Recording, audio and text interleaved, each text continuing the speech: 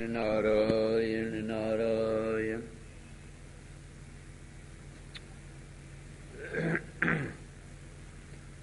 नारायण नारायण। मुखं बिंदुं कृत्वा कुचयुगमधस्तस्य तदधो अकारार्धं ध्यायेत् हरमहिषते मन्मथकलाम् ससद्यः संक्षोभम् नयति वनितायेत्यपि लघु त्रिलोकीमाप्याशु भ्रमयति रवीन्द्रोस्तनयुगाम् युष्माकं काचिदन्या जगदुपरि समुद्भूतलावण्यवन्यां धन्या शैलेन्द्रकन्या त्रिभुवनजननी विश्वमान्या वदान्या निःशङ्कं शङ्कराङ्के तडिदिवलसिता प्रोल्लसन्ति हसन्ति रक्षा दक्षा विपक्षा बलविलयकरी शङ्करी शङ्करोतु। श्रीमन्नारायणे नारायणे नारायणे श्रीमन्नारायण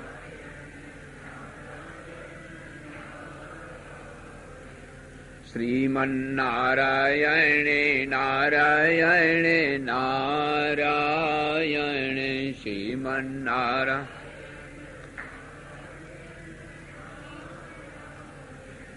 श्रीमन्नारायणे नारायणे नारायणे श्रीमन्नारायण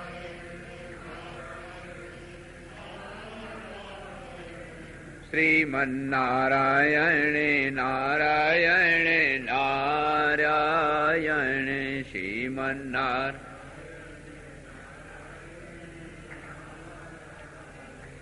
जनक सुता जग जननी जानकी जनक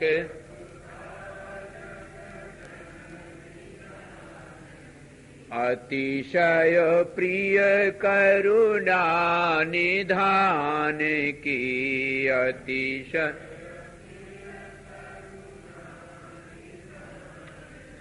ताके जुग पद कमल मनावो ताक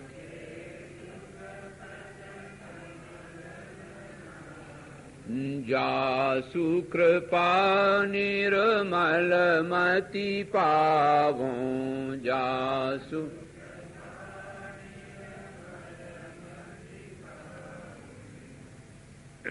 सच्चिदानंद रूपां तां गायत्री प्रतिपादितां नमामि ह्रीं मयीं देवीं धियो यो न प्रचोदयात्। नमो महद्भ्यः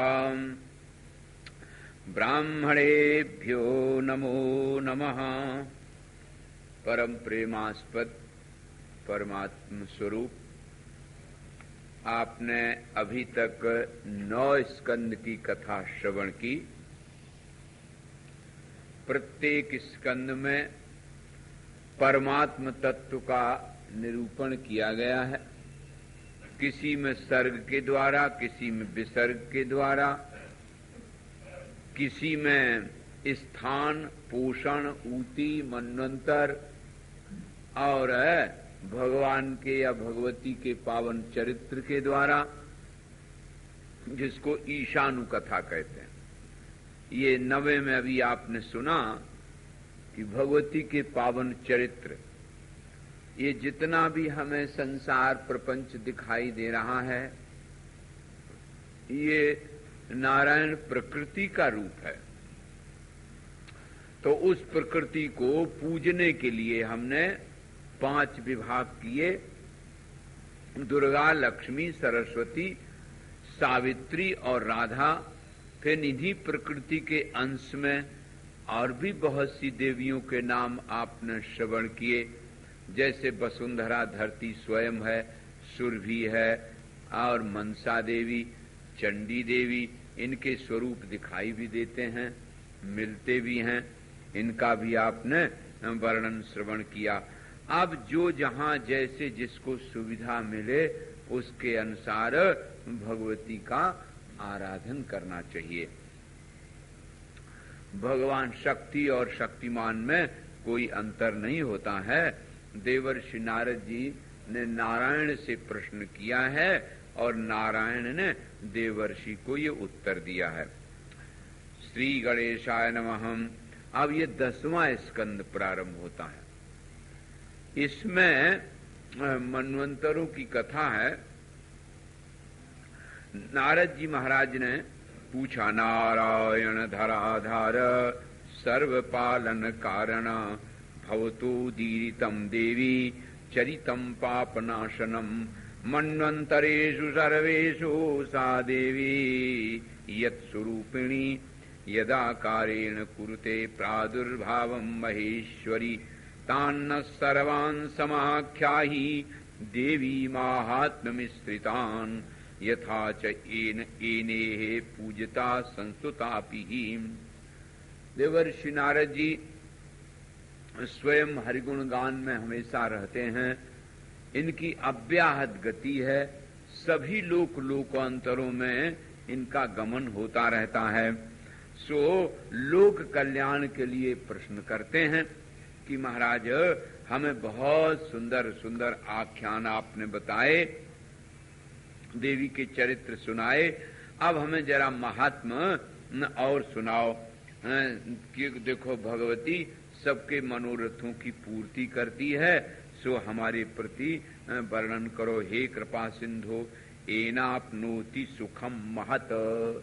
संसार के प्राणी कोई न कोई प्रकार से अपने को दुख का ही अनुभव करते हैं, इसलिए उनके जीवन में सुख कैसे मिले। ये बात सुनकर के नारायण बोलते हैं, आकर्णय महर्षि तुम चरितम पापनाशनम। पापनाशक चरित्र आप श्रवण करें, जो भक्तों को भक्ति देने वाली, गरीबों को संपत्ति देने वाली है। 4 प्रकार के श्रोता होते हैं। एक तो वो हैं नारायण जो ने कभी सत्संग नहीं किया है और उन्हें सत्संग जब सुलभ होता है तो उन्हें सुख मिलता है। दिशैन कहाँ प्रभु हरिगुण ग्रामा, श्रवण सुखद मन कहाँ विश्रामा। जो विषयी हैं उनको कान में अच्छा लगता है और मन को थोड़ा विश्राम मिलता, बड़े जल्दी नींद आ जाती है। हम देखते हैं कई तो कथा प्रारंभ होने के 10 ही 5 मिनट प्रारंभ समाधि कर देते हैं, तो ये भी फायदा ही है। ये लाभ है। गोली खा के नींद आवे तो बोली से आ जाए। तो विषय न कहाँ प्रभु हरि गुण ग्रामा, श्रवण सुखद मन कहाँ विश्रामा। सुनहि विरक्त बिंबिगति और विषयी, और लाहाई भगति गति संपत्ति नितई। और जो भक्त हैं उनको भक्ति मिलती है, जो मुक्त हैं उनको गति मिलती है, और जो नारायण सामान्य लोग हैं उन्हें संपत्ति मिलती। लाहाई भगति गति संपत्ति नितई। इसलिए 4 प्रकार के श्रोताओं को लाभ ही लाभ है भगवान की कथा से। तो आविरासी नाभि पद्मा देव देवस्य चक्रिणाम। और जिनकी कथा सुनने में बहुत अभिरुचि होती है वे बड़े भाग्यवान हैं। देखो भाई, आप लोग बड़े प्रेम से श्रद्धा से यहाँ श्रवण कर रहे हैं। हमने देखा कई लोग बहुत दूर से आते हैं और बड़े नियम से समय से आ जाते रहे। तो ये जो श्रद्धा, ये भक्ति कथा के प्रति है, ये भगवान की कृपा है। भगवान की कृपा के बिना कथा में कोई आता नहीं। यही सर आवत अति कठिनाई, और राम कृपा बिनु आव न जाई। राम कथा के ते अधिकारी, जिन कहा सत्संगति अति प्यारी। जिनको सत्संगति बड़ी प्रिय है वही तो कथा सुनते हैं। तो इतनी देर जो आप यहाँ सुन रहे हैं, अगर कहीं घरे होते, दुकान पे, मकान में, तो कान तो बंद न होते, सुनते तो जरूर कुछ न कुछ। तो ये भगवान की सुन रहे, वहां नासवान की सुनते जरूर। तो एक तो उतनी देर कानों को नासवान की बात से दूर रहना पड़ा, एक तो फायदा ये हुआ। और भगवान की कथा सुनी, उनके चरित्र सुने, ये सुना कि अमुक ने पूजा की थी, देखो उनको ये लाभ हुआ, अमुक ने पूजा की, ये लाभ हुआ। तो अपने जीवन में भी सुनने से पुण्य होता सो होता ही है, हृदय में एक पवित्र प्रेम प्रकट होता है। भगवान की कथा कम प्रेम स्थापित कथा, जो प्रेम, भगवत प्रेम स्थापित कर दे, उसी का नाम तो कथा है। सो देखो लाभ ही लाभ है नारायण। समय का सदुपयोग होए, शक्ति का सदुपयोग होए, और नासवान के सुनने से उतनी देर अपने आप हट जाते, ये तो लाभ है। अब प्रारंभ करते हैं कि भगवान क्षीर सागर में शयन करते हैं। आपको निवेदन किया, भगवान विष्णु सर्वव्यापक सत्ता है, बेविष्टित विष्णु, विष्णु व्याप्त अर्थ से विष्णु बनता है। सब जगह जो व्यापक परमात्मा है वो सत्य गुण में आप जब आपकी मन बुद्धि इंद्रियां उपस्थित होती है ना, तो उस परमात्मा का अपने आप ध्यान आता है। लाओ भगवान का भजन करें, भगवान को नाम लें, पश्चाताप होता है, अगर इतना समय व्यर्थ बर्बाद कर रहे, तब तक भगवान का नाम ही लें। इसलिए भगवान को क्षीर सागर में बताया गया। और जो उनकी आराधना करता है उनको लक्ष्मी, श्री, विभूति, कांति मिलती है। यत्र योगेश्वर कृष्णा, यत्र पार्थो धनुर्धरः, तत्र श्रीर विजयो भूतिर, ध्रुवानी तिर्मतिर्मम। ये इतनी चीजें उनको मिलती हैं। इसलिए बताया गया कि लक्ष्मी जी उनके पैर दबाती, माने उनके चरणों में है। तो भगवान तो सोए और उनके नाभि में से एक कमल निकला, और वो कमल में से ब्रह्मा जी आए। ब्रह्मा जी ने दुनिया बनाई। देखो कैसा सुंदर संकेत। पुराण की भाषा थोड़ी समझनी पड़ती। भगवान की नाभि में से निकला कमल, फूल, और उस फूल से ब्रह्मा जी। और नाभि क्या है? बोले आकाश। नभो नाभि। भगवान तो सर्वव्यापक है, उसकी एक जगह तो है नहीं, सब जगह विराजमान जो परमात्मा है उसकी नाभि आकाश है। और आकाश से जो फूल निकला उसी फूल से ब्रह्मा जी हुए। तो आप लोगों ने आकाश का फूल तो देखा ही होगा। बोलो भाई, देखा कि नहीं देखा? नीला होता है कि लाल? हाँ देखो, ये है बंबई नरेश। आकाश के फूल होता ही नहीं। तो जब आकाश के फूल ही नहीं होता है तो नाभि में से ब्रह्मा जी निकले, ऐसे ही समझ लो अंदाज। इसका अर्थ ये है कि ये केवल संसार या जगत या प्रपंच को उदय होना इसलिए बताया गया है कि जिससे उसका कारण परमात्मा बता के अद्वितीय ब्रह्म की स्थिति सिद्ध हो जाए। आकाश के तो फूल ही नहीं होता है। संसार इसका मतलब बने ही नहीं है। बिना ही बने हुए जैसे स्वप्न में भासित होता है, ऐसे भासित मात्र हो रहा है। सो कहते हैं जब ब्रह्मा जी प्रकट हुए, चतुर्मुख आसाद्र प्रादुर्भानम महामते। अब वो संसार के नारायण बनाने वाले लोक पितामह, बड़े तेजस्वी, जगत के आदि कारण भगवान चक्रधारी के नाभि कमल से प्रकट हुए। और चतुर्मुख जब प्रकट हुए तो उन्होंने मन से संकल्प किया।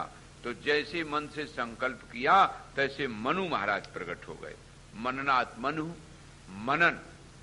तो ये जो सृष्टि का प्रारंभ रूप है ये थोड़ा समझने लायक है। इसलिए समझने लायक, जैसे अभी आपने सुना कि भगवान के नाभि से एक कमल निकला, कमल से ब्रह्मा जी निकले, ब्रह्मा जी ने मनु को पैदा किया और मनु शतरूपा से मनुष्य हुए। अब देखो इसका अर्थ देखो, पर सर्वत्र व्याप्त सत्ता परमात्मा की विष्णु, बेविष्टित विष्णु।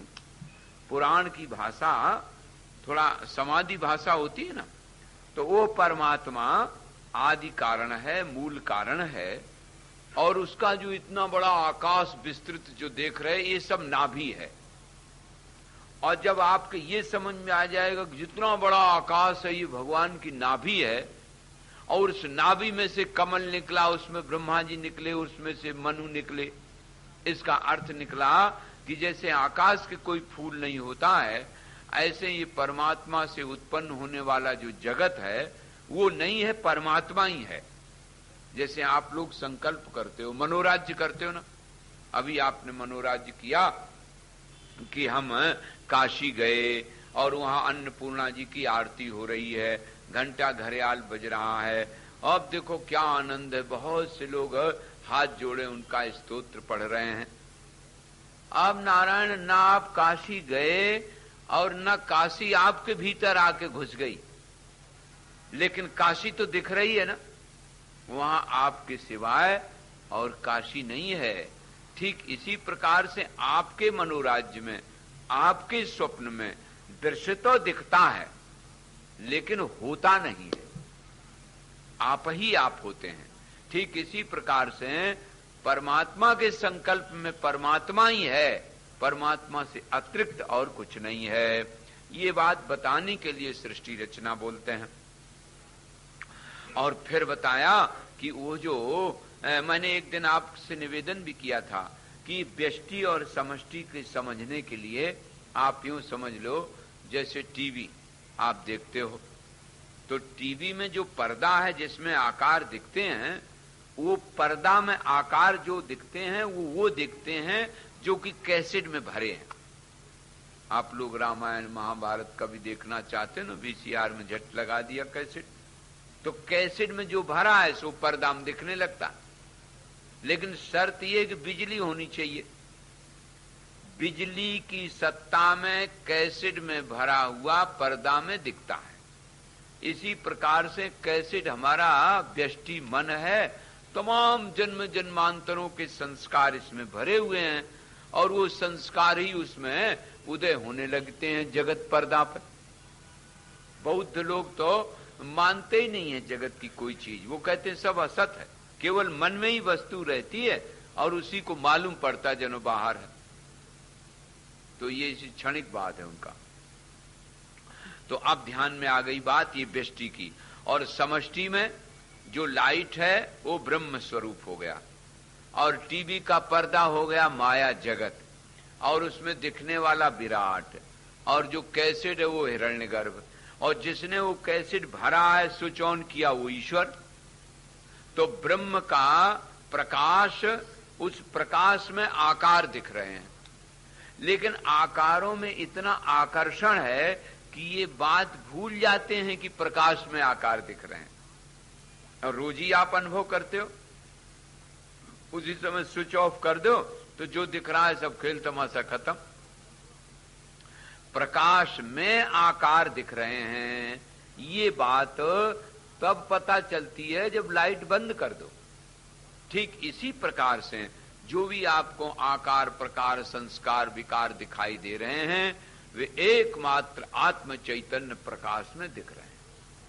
आकार तो पर्दा में कैसेट के अनुसार हैं, इसीलिए बताया गया मनु शतरूपा से संतान हुई। एक तो ये केवल मननात्मक है, और दूसरी बात मनुष्य कौन है? जिसके जीवन में मनन है और श्रद्धा है। अगर जीवन में को हम कथमिदम जातम को वही कर्तास्य विद्यते उपादानम किमस्ति है विचारा सोयमीदृशा, अपरोक्षानुभूति में बात ही आई। मैं कौन हूं, ये जगत कहां से आया, किसने बनाया, ये सब जिसमें विचार मनन होता है ना उसको कहते मनु।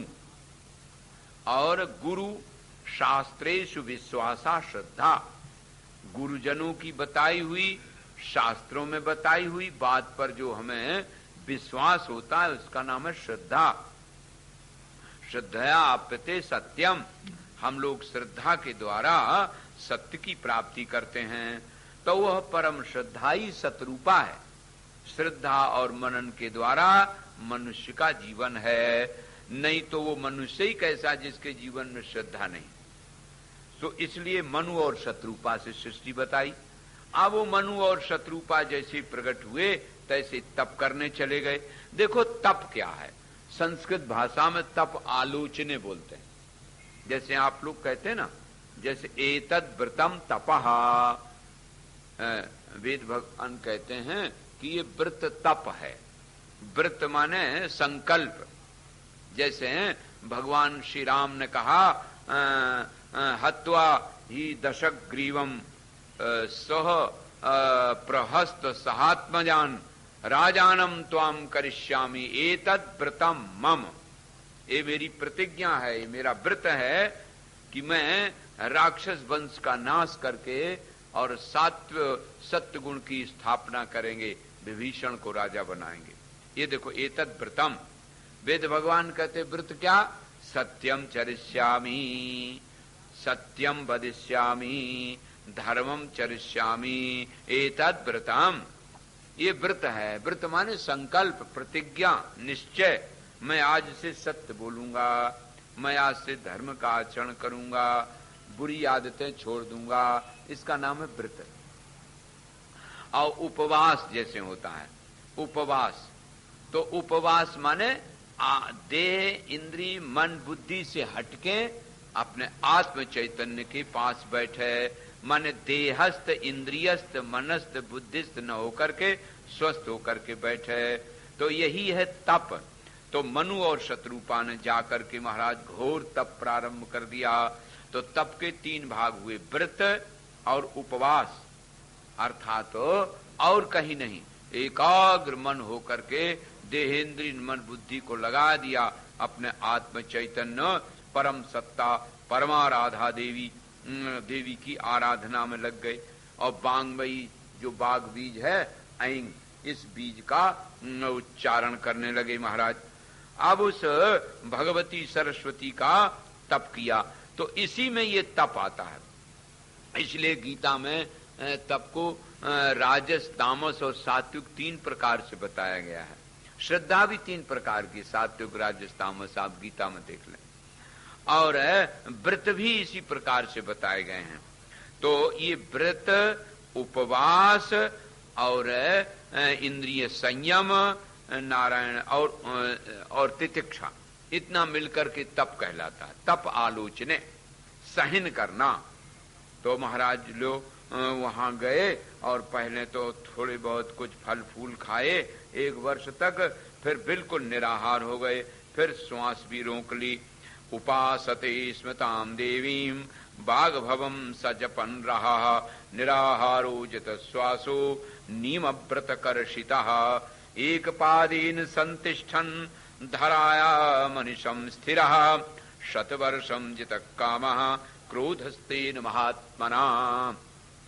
अब महाराज उन्होंने निराहार रहे, फिर श्वास रोक दी और फिर एक पैर से खड़े हो गए नारायण, और 100 वर्ष बीत गए। अब उनमें न कोई कामना रह गई, न क्रोध रह गई, विकार आदि जीत गए। इसका मतलब यह है कि पहले अन्न का संयम किया जाता है व्रत करके, और फिर संकल्प दृढ़ निश्चय कि हमें इसका आराधन करना है, तो बागदेवी का आराधन किया। ये 5 चीजें मिलकर के तप कहलाती हैं। सो उन्होंने तप किया और शरीर के प्रति देहाध्यास छूट गया, क्योंकि इच्छा की पूर्ति का नाम लोभ और इच्छा की अपूर्ति का नाम क्रोध है नारायण। तो अब इच्छा ही नहीं रही। अब तो जगन माता प्रकट हो गई महाराज, और कहा राजन तुमने जो ये व्रत किया है, तप किया है, उससे हम प्रसन्न हैं, बोलो तुम्हें क्या चाहिए। तो अब उन्होंने प्रार्थना की उनकी भगवती की कि हे भगवती नारायण, आपका जो दर्शन है वो बड़े ही कठिनाई से होता है। आपने मेरा बड़ा सौभाग्य है जो आपने आज के दर्शन दिया। जय देवी विशालाक्षी, जय सर्वांतर स्थिते, मान्ये पूजे जगद्धात्री, सर्वमंगल मंगले, त्वत्कटाक्षावलोकेन पद्मभू सृजते जगत। मैंने आपको बताया था कि जो पुराणों में स्तुति की जाती है वो बिल्कुल निर्विकार, निरीय, निर्विशेष ब्रह्म की ओर से होती है। जैसे गले में आप माला डालते हैं तो शरीर के माध्यम से माला जरूर पड़ती है, लेकिन पूजा उस चैतन्य की होती है। सामने आप शंकर जी को जल चढ़ाते हो ज्योतिर्लिंग में, नमामीश मीशान निर्वाण रूपम बोलते हो, पत्थर रूपम थोड़ी बोलते हो। और आपके हृदय में उस चैतन्य आत्मदेव की ही निष्ठा भी रहती है। तो ठीक इसी प्रकार से किसी महात्मा की, किसी महापुरुष की या अपने पूज्य जनों की जब आप पूजा करते हो तो उस समय पूजा करते भी आपकी बुद्धि चैतन्य में ही रहती, देह में नहीं रहती। इसलिए जितनी भी स्तुतियां हैं देखो, कहते सर्वांतर स्थिते, आप सबके भीतर आत्मा रूप से विराजमान हैं और सबका मंगल करने वाली हैं। मत्त स्मृतिर ज्ञान मपोहनंच, जो गीता में आया वो ये है, आपके ही सत्ता से स्मरण आता है, आपकी सत्ता से नारायण भूल हो जाती है। प्राणिना शिक्षयन्ते व दंडेन च परितराट, आप चित्ते कृपा समर निष्ठुरता च दृष्टा, आप अपने भक्तों का पालन करती हैं और दुष्टों का संहार करती हैं। तो दुष्टों के प्रति क्या आपकी कृपा नहीं है? बोले हाँ है। फिर क्यों?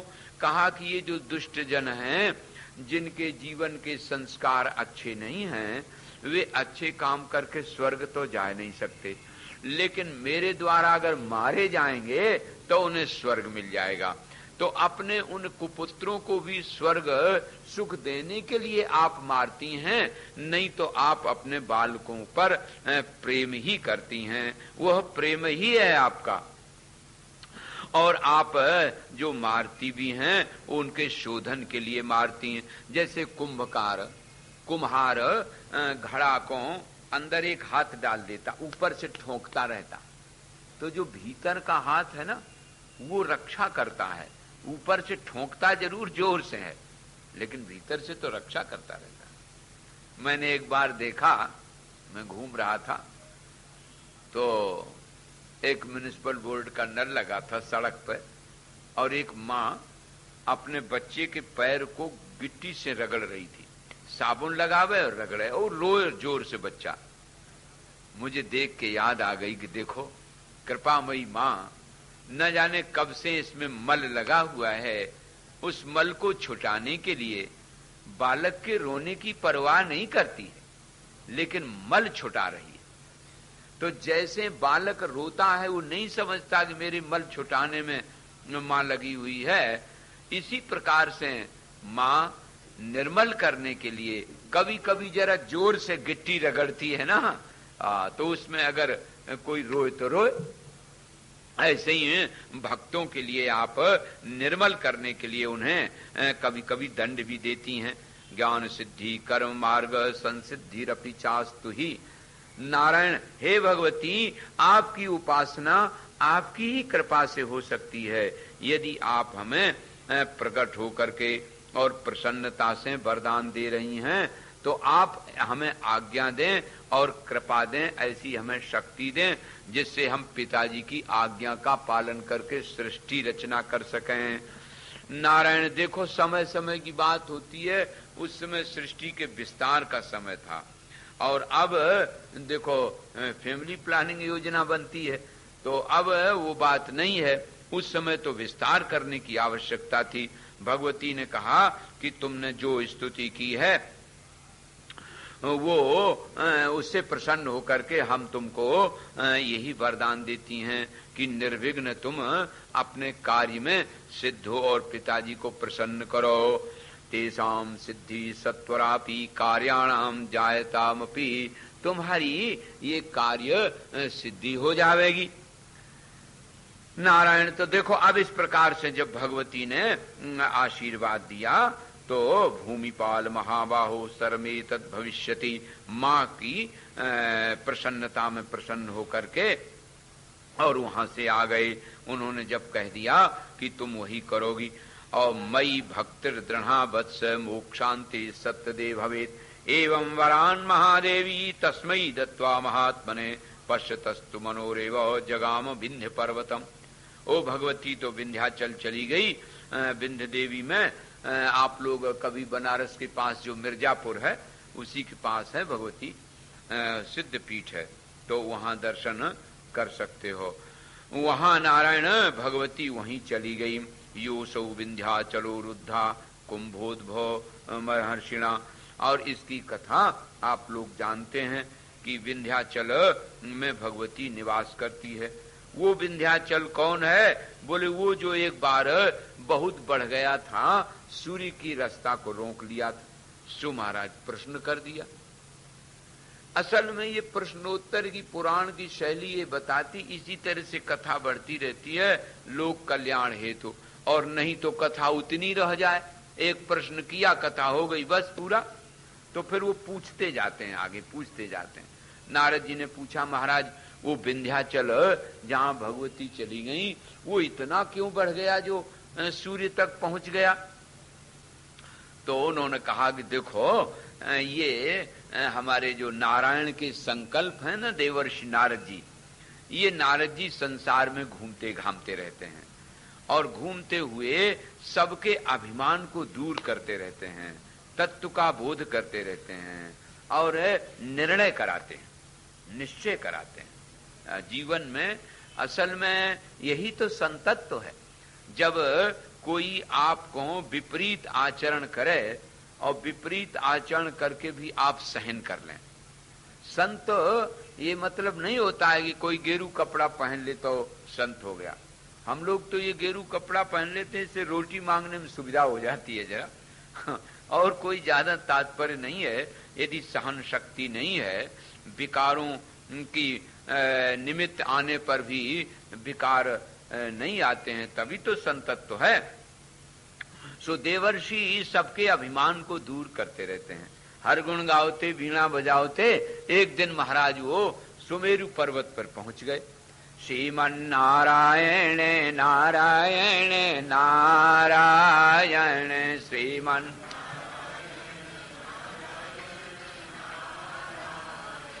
श्रीमन्नारायण नारायण नारायण श्रीमन्नारायण। तो उनकी तो अव्याहत गति है, उन्हें कोई जाने में ज्यादा देर तो लगती नहीं, संकल्प मात्र से पहुंच जाते हैं। अब आपका आजकल का जो विमान है ना, इच्छा शक्ति से नहीं चल सकता। भले चंद्रलोक तक पहुंचने वाला बना दिया गया, और जिसको आप लोग रिमोट कंट्रोलर बोलते हो ना, भगवान उन्होंने तो इच्छा की, जन वहां पहुंच गए मन के समान। सो वहां बड़ी प्रशंसा हुई महाराज सुमेरु की कि देखो इतने ग्रह इनकी परिक्रमा करते हैं, दिव्य है। मन में सोच करके वहां से चल दिए और सीधे महाराज विंध्य पर्वत पर आ गए, पहुंच गए। उनको ज्यादा देर नहीं लगती, आपके विमान में तो थोड़ा बहुत टाइम भी लगता है। पहुंच गए। जैसे ही महाराज देवर्ष की वीणा बजी, सो विंध्य देव ने उनको नमस्कार किया। अब आप लोग कहेंगे वो तो पहाड़ है, वो कैसे नमस्कार करे?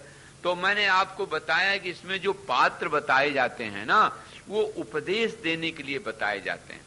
चाहे वो पहाड़ हो, चाहे वो नदी हो, चाहे वो पशु पक्षी हो, इनमें सब में जो बोलना बताया गया ना, भाषा बताई गई ना, उससे उपदेश मात्र ग्रहण करना चाहिए।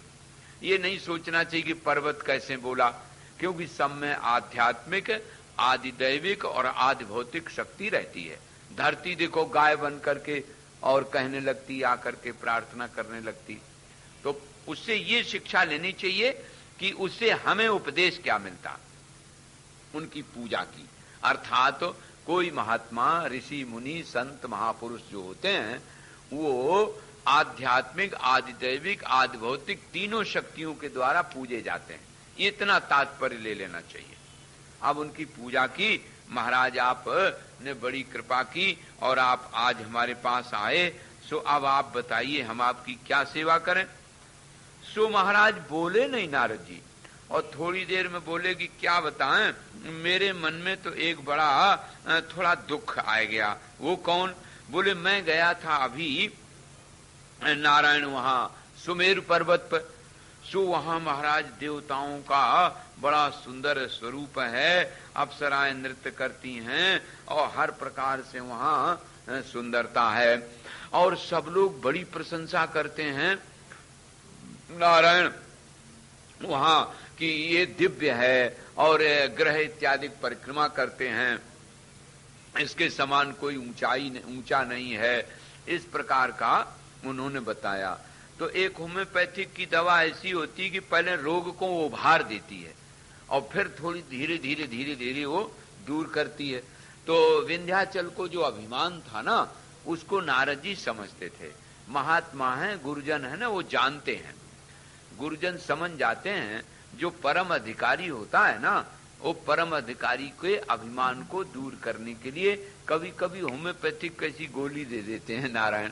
सो विंध्याचल से कहा कि क्या बताएं, मुझे सुन सुन के ये लगा कि आप भी तो ऐसे पर्वतराज हैं, तो आप कोई कम है क्या?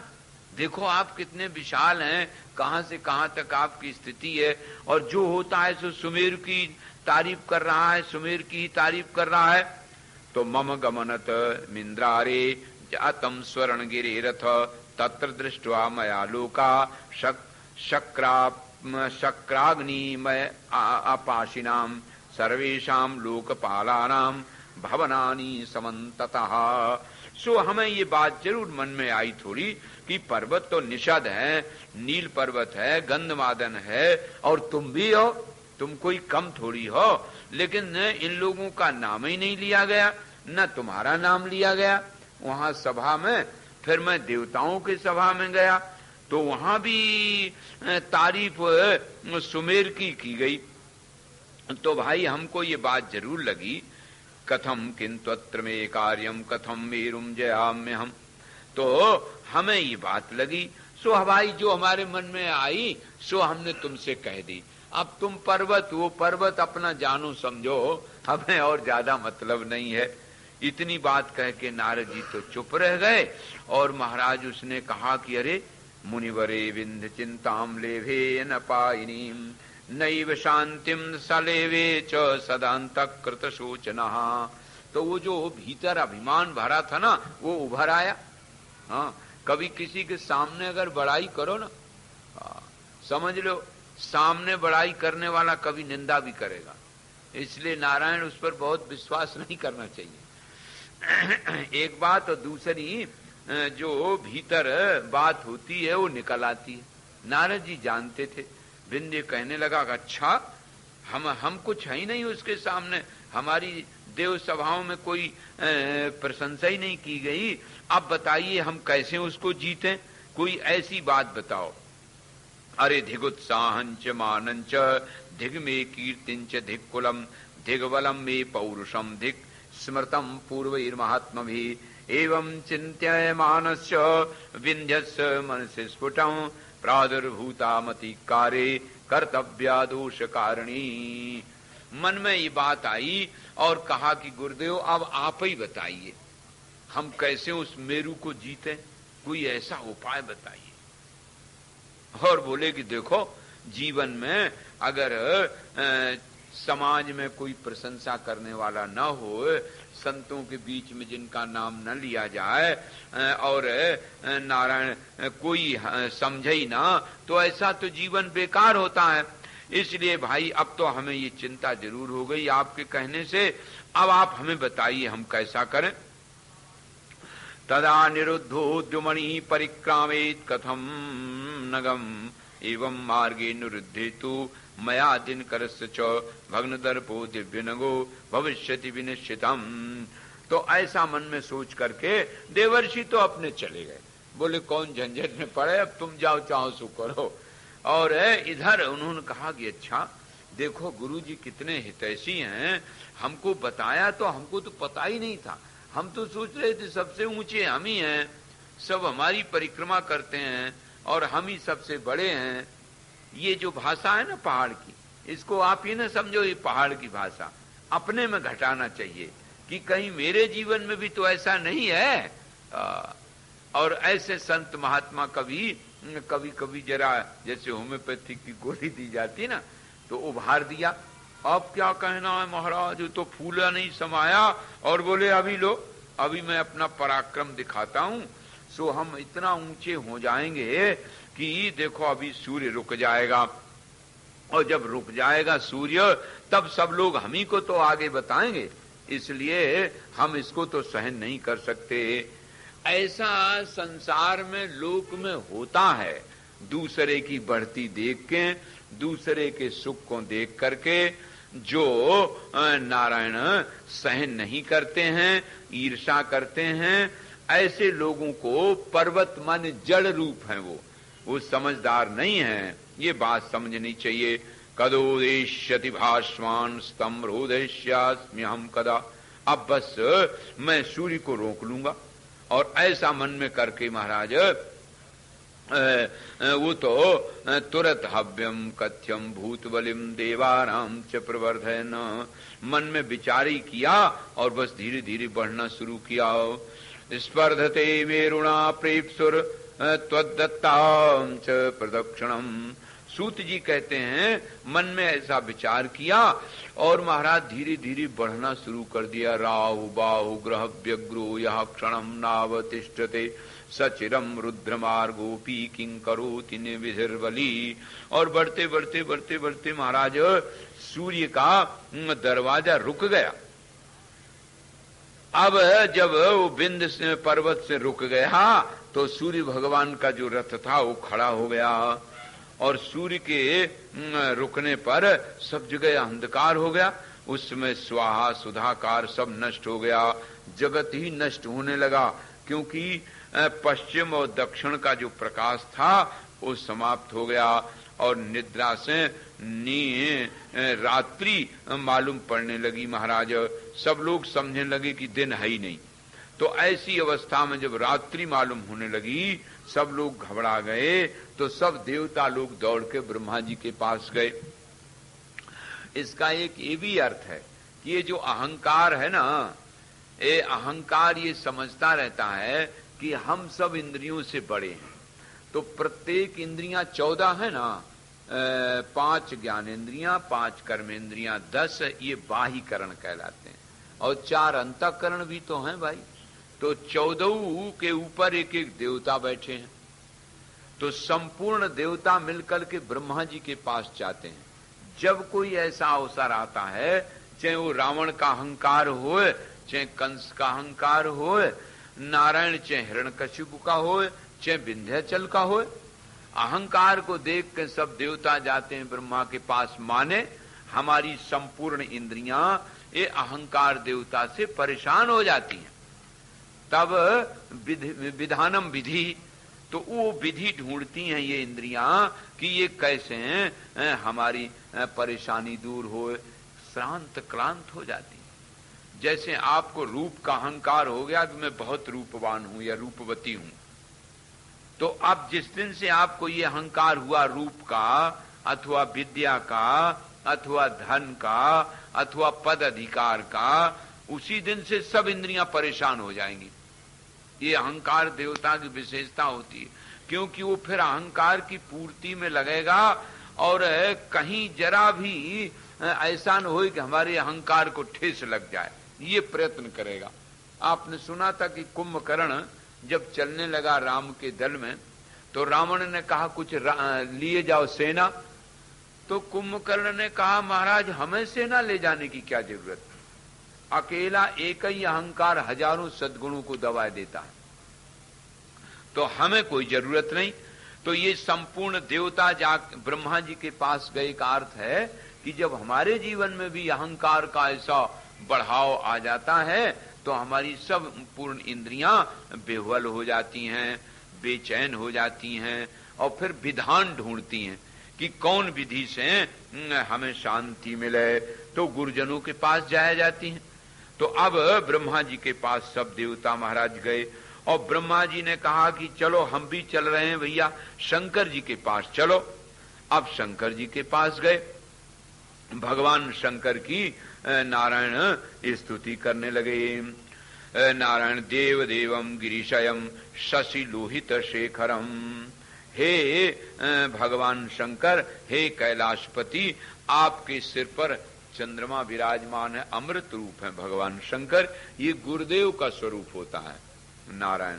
भगवान शंकर में देखो चंद्रमा तो अमृत के रूप में विराजमान और कंठ में जहर विराजमान, और देखो आग जल रही है नारायण उनके माथे में तृतीय नेत्र में, और ऊपर से गंगा जी विराजमान। जल भी है, आग भी है, अमृत भी है, विष भी है। तो इसका मतलब है निंदा और स्तुति दोनों सुनने वाले नारायण रहते हैं। यही गुरुजनों की विशेषता है। गुरुजनों में भारीपना तभी हुआ, गुरु माने भारी, ये नहीं जरा सी आंधी आई और उड़ गए तिनके की तरह। और जो भारी वजनदार होता है, चाहे जैसी परिस्थिति आवे, मान हो अपमान हो, लाभ हो हानि हो, जय हो विजय हो, सब में एक से भारी की तरह जो मजबूत रहते हैं वो गुरु कहलाते हैं। तो भगवान शंकर के अमृत और विष को एक देखकर और अग्नि और जल को एक देखकर और हृदय में नारायण और गले में सांपों को लपेटे हैं। जो काल है, काल को भी हाथ में लेने माने योगियों के गुरुजनों के काल बस में होता है, बाधित होते हैं। तो आप गुरु स्वरूप हैं, आपके दोनों दोनों रूप हैं। अजाय बहुरूपाय आत्मा रामाय शंभवे।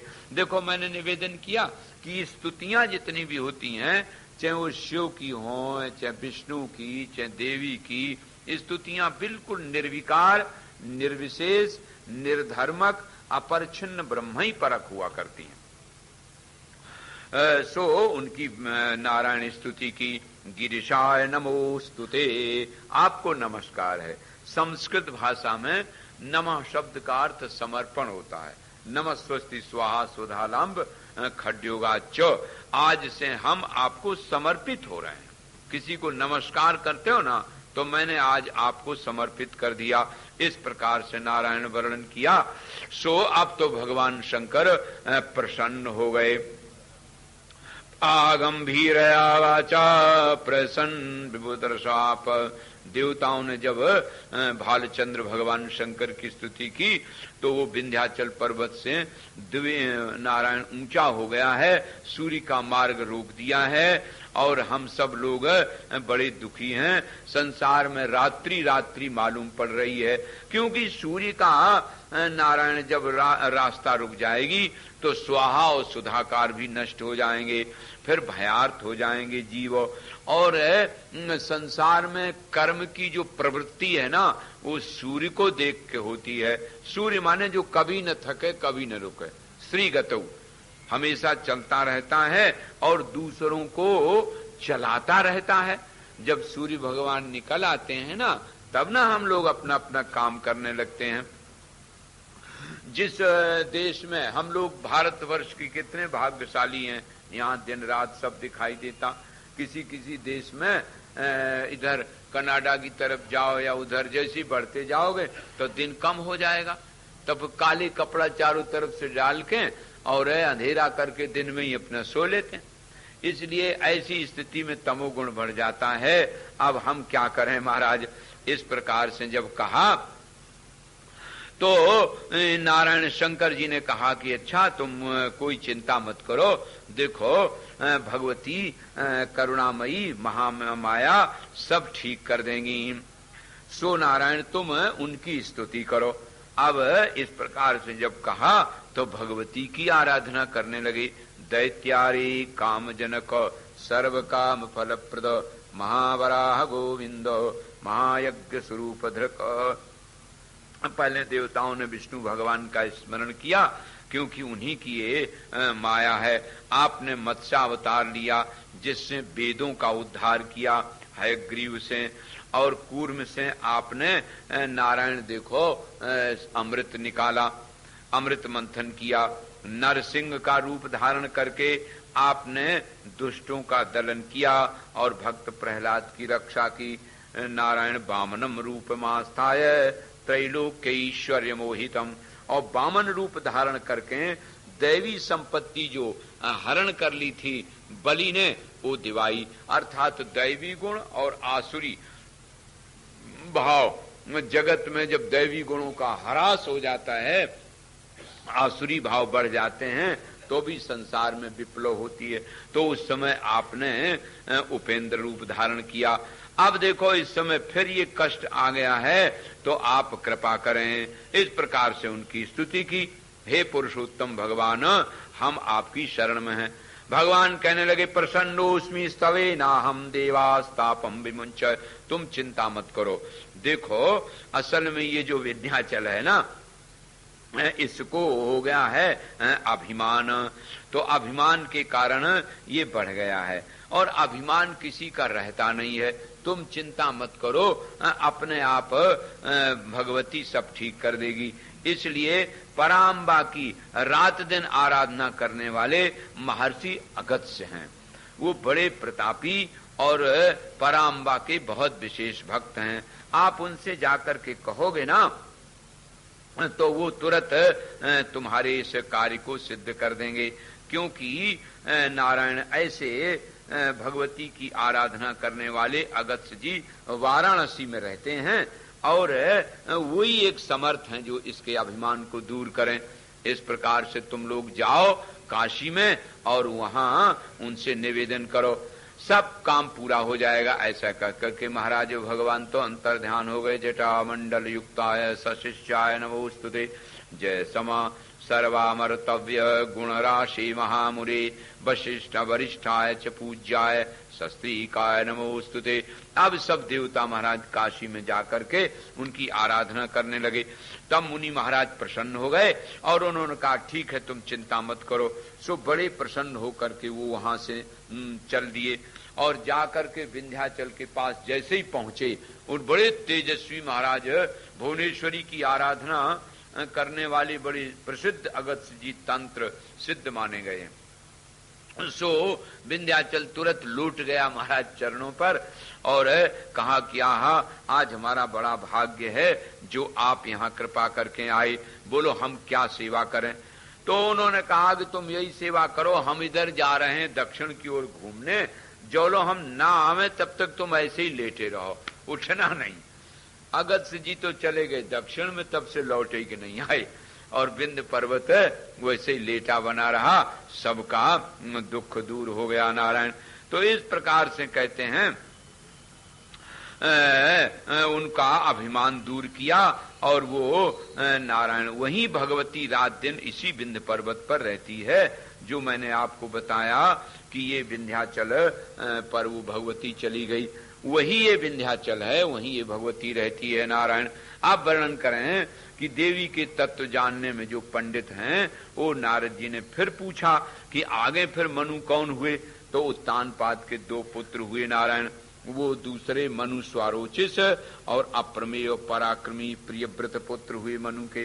फिर 12 वर्षाणि वनस्तस्य तपस्यता, इन्होंने बड़ा भारी तप किया नारायण महेश्वरी का, और उस तप के प्रभाव से ये नारायण बड़े भारी राजा हुए, पुत्र पौत्र से युक्त हो गए। उन्होंने ये स्तोत्र बोला है, कानम अथात श्रूयताम चित्रम देवी माहात्म अंगस्य राज्ञा पुत्रो भूत चाक्षुषो मनुरुत्तमः षष्ठा सुपुलहम नाम ब्रह्मर्षि शरणं गतः ब्रह्मर्षि त्वामहं प्राप्ता शरणं प्रणतार्ति हन। नारायण वर्णन करें कि नारायण ने कहा कि देवी का ये महात्म है कि जिस तरह से अंग के पुत्र मनु ने राज्य पाया, ऐसे अंगराजा का पुत्र चाक्षुष मनु हुआ, और 6वां मनु पुलह हुए। वो पुलह ब्रह्मर्षि की शरण में गए और कहा कि मैं आपकी शरण में आया हूं, आप मुझे बताइए जिससे हमें लक्ष्मी प्राप्त हो जावे, अखंड राज्य प्राप्त करें, ऐसा हमें उपदेश करो। सो उन्होंने कहा कि तुम हे राजपुत्र देवी की आराधना करो। सो जा करके तप करने लगे महाराज, निरंतर जप करने लगे, 3 काल संध्या करें और महेश्वरी का स्मरण करना प्रारंभ कर दिया। सच तेपे तपस्ती ब्रह्मबाग भवस्य जपे रता, बाघ बीज का जप करते थे और एक मात्र पत्तों का आहार करके और बिरजा नदी के तट पर महाराज खड़े हो गए। प्रथमे दे पल्लवा शो द्वितीय तो भक्षण, पहले वर्ष में तो पत्तों को खाया और दूसरे वर्ष में केवल तोय भक्षणा जल ही ले लेते रहे, और तृतीय दे पवन भुक्तस्थ स्थान उरेवा चला, और तीसरे वर्ष में तो केवल वायु खा करके तप करने लगे। ऐसे 12 वर्ष हैं बिल्कुल बिना आहार के और बाघ बीज का जप करते हुए बीत गए। देवी प्रसन्न हो गई नारायण। अब जब भगवती के यही भगवती के वरदान को प्राप्त करके 6वें मनवंतर हुए, बड़ा भारी सार्वभौम राजा बने, और इसके बाद श्राद्ध देव हुए, और फिर 8वें मनु पृथ्वी में सावर्णी हुए। और यही सावर्णी राजा जो सुरथ, जिनका नाम दुर्गा सप्तशती में आपने सुना है, भगवती की आराधना मेधा ऋषि से सीख के, और वो फिर राजा बने। तो एक समय पूजा के अंत में मुनि के समीप जाके प्रणाम करके बड़ी नम्रता से नारायण बोले कि देखो हे मुनिराज, मैं बड़ा दुखी हूँ, क्योंकि तत्व ज्ञान होने से निष्प्रज्ञा माने स्थित प्रज्ञ व्यक्ति हो जाता है, और शत्रु ने हमारा राजधन हरण कर लिया है, इसलिए मैं अब कहाँ जाऊं, क्या करूं। ये आश्चर्य के अनुसार जब बोले तो विष्णु और को भी मोहित कर देने वाली जो माया है, उस देवी का प्रसाद कैसे प्राप्त होए, मोह का जाल कैसे दूर होए, ये बात उसने बताई। तस्या देव्या प्रसादश्च यस्योपरि भवेन्द्रप। सो हे राजन, उस भगवती की कृपा प्रसाद से ही मोह निवृत्त होता है और जीवन में सुख शांति की प्राप्ति होती है, इसलिए तुम भी वही करो। तो अब वही कथा आ गई दुर्गा सप्तशती में जो आई है प्रारंभ में, कि उन्होंने बताया कि देखो एक बार ब्रह्मा जी नाभि नाल में बैठे थे, तो भगवान सोए रहे थे, तो उनके कान के मैल से जो 2 दैत्य निकल पड़े, कान के मैल से, उनका नाम मधु और कैटभ। अब वो दोनों दैत्य मारा, तदा तो दानवो घोरु दृष्टवा तम मधुसूदनम। तो ब्रह्मा जी ने देखा कि भगवान तो सोए रहे हैं और ये दैत्य तो हमें खा जाएंगे, तो उन्होंने भगवान की स्तुति की, और जब स्तुति की तो भगवान जागे, और जब भगवान जागे तो 5000 वर्ष तक उनके साथ बाहुयुद्ध होता रहा। तो भगवती ने उन दोनों को मोहित कर लिया, और मोहित करके कहने लगे कि तुम हमसे वरदान मांग लो। तो विष्णु ने कहा कि हम यही वरदान मांगे कि तुम हमारे हाथ से मर जाओ। ये कथा आ भी चुकी। तो भगवान ने कहा कि ठीक है, तो मरो। तो कहा ऐसे नहीं, जहां जल की बूंद होगी वहां हम नहीं मरेंगे, अर्थात जहां जहां जब तक स्वाद बुद्धि रहेगी ना, तब तक हम मर नहीं सकते। स्वाद बुद्धि है ना। ये तो मधु और कैटभ, ये दोनों राग और द्वेष हैं, और सुन सुन के पैदा होते हैं, इसीलिए इनका नाम लिखा गया कि ये कान के मैल से, कान से नहीं, कान के मैल से पैदा हुए। और जीवन में जब ये राग और द्वेष आते हैं ना, तो जिस अंतःकरण में पैदा होते हैं, नारायण उसी को ये कष्ट देते हैं, लड़ते हैं उन्हीं से।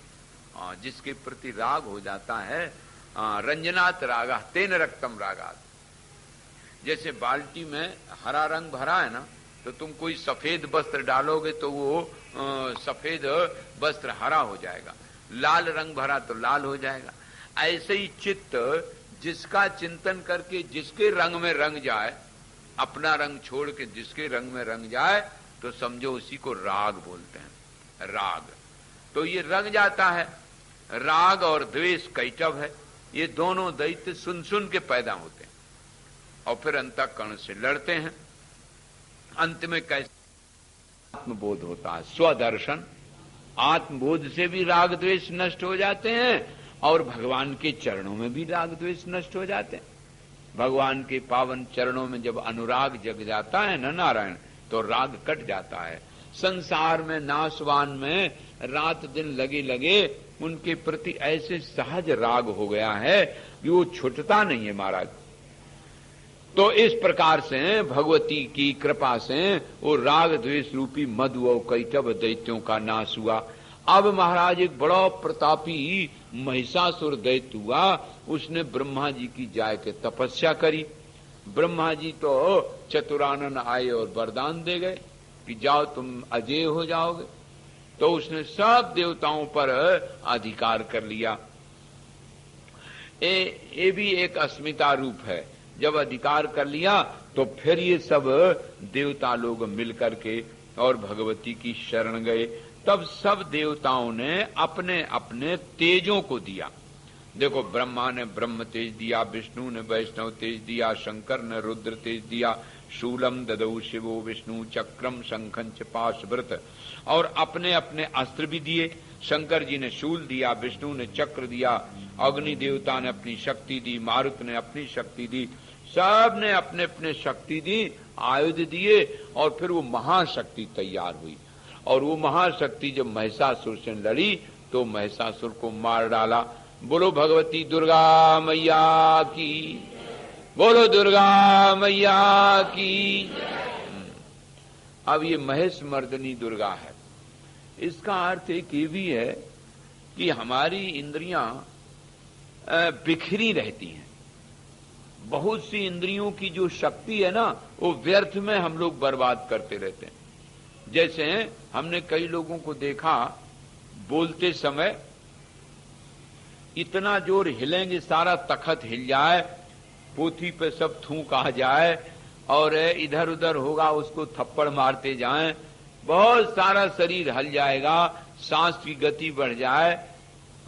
एक महात्मा थे तो जो प्रवचन करके जाएं, प्रवचन 40-45 मिनट जो होता है, तो फिर जल्दी लेट जाएं और फिर लाओ भाई बादाम का दूध, गुरुजी प्रवचन करके आए और जल्दी पंखा खोल दो, पसीना से लथपथ। तो हमने एक दिन कहा कि ऐसा प्रवचन कौन काम का कि जो 40 मिनट तो बोले और पसीना से लथपथ, और तुम्हारी सांस की गति बढ़ गई और बादाम का दूध झट मांगने लगे।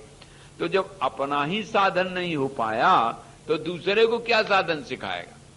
अरे भाई, जरूरत गर्दन घुमानी, गर्दन घुमा दो, हाथ की जरूरत हाथ हिला दो, सारे शरीर को हिलाने की और सांस बढ़ाने की क्या जरूरत? साधक की एक पहचान है कि जो श्वास की गति है ना, वो बढ़नी नहीं चाहिए।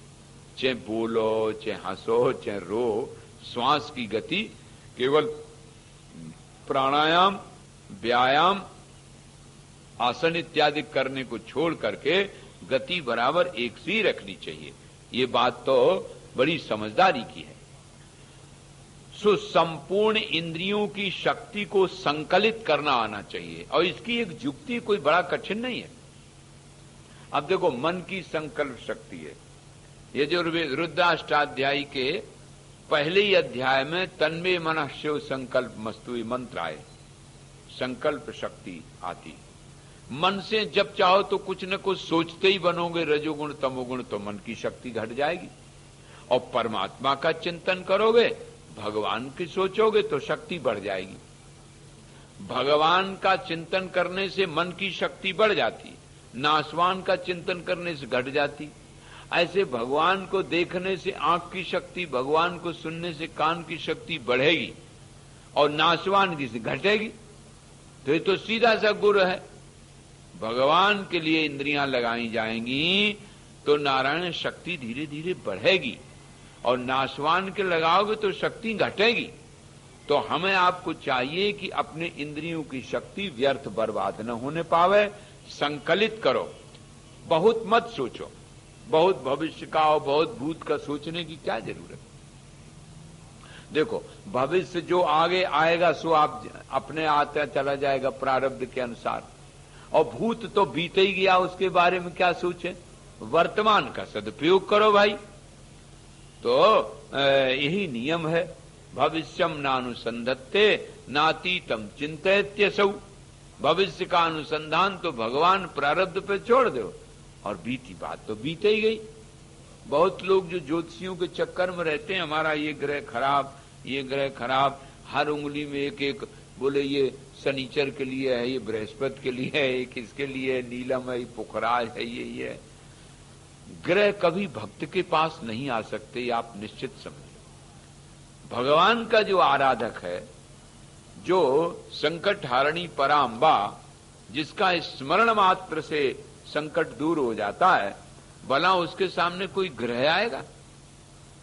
ग्रह नहीं आ सकता। देखो, एक तो रिश्तेदार हैं सब भगवान कृष्ण के। सूर्य भगवान खास ससुर हैं श्री कृष्ण के, आप लोग जानते हैं।